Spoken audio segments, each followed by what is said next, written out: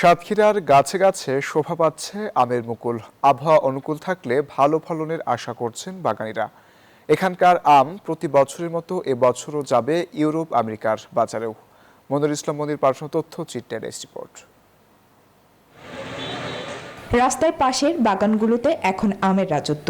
সাতক্ষীরার এলাকা জুড়ে আম গাছগুলোর প্রতিটি থোকায় থোকায় এখন আমের মুকুল।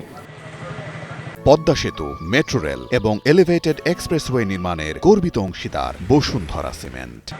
গত বছরের তুলনায় এবছর গাছে গাছে বেশি আমের মুকুল দেখে ভালো ফলনের আশা করছেন কৃষক, যার একটি বড় অংশ বিদেশে রপ্তানি হবে।